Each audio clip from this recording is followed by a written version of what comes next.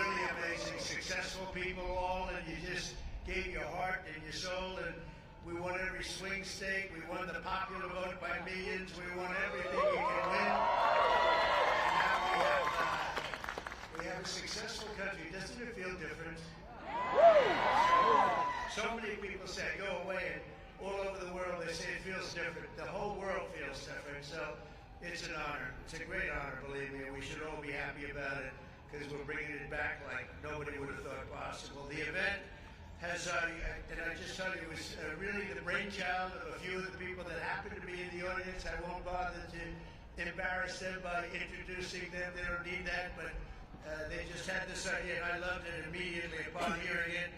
But this is the largest crowd so far that we can imagine to be on this lawn in many, many years. This is a big crowd. There's a lot of people, and this is all a group of people that love what we're doing. They love MAGA, Make America Great Again. So I want to thank you all, and very particularly have some good food there. I know a certain place serves food, and I think you're liking it. I like it, but I think you're liking it a lot. I want to express my gratitude to just about all of my members of the cabinet who are here. They are here in great numbers. I didn't know what they were saying. They said, "I'll see you tonight. I'll see you tonight." And I've been so busy between Iran, Russia, China, and every other problem that we were left that I'm saying, what the hell is happening tonight? And then I said, I'm seeing a lot of thousands of my friends tonight. But I want to thank the members of the cabinet in particular. They've been unbelievable. We have a great cabinet. You see the results. Let me also give a big round of applause and welcome to our new White House interns. This is the very first day of their job. Really great. Julian Nicholas, where's Julian? Where are you, Julian? Are you out there someplace? I think so. Where's Julian? Where? Look at him. Oh, is that? Wow.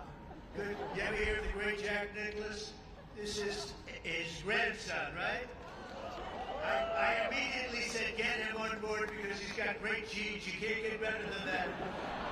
And you know, especially so your grandmother, okay? Barbara, who's fantastic. So good luck.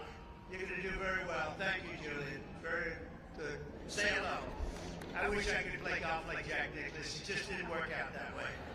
But 6 months ago, we had a nation that was as cold as ice. It was cold.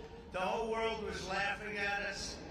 And they're not laughing anymore, that I can tell you now, because of the people here tonight. We have the hottest, most talked about country anywhere in the world.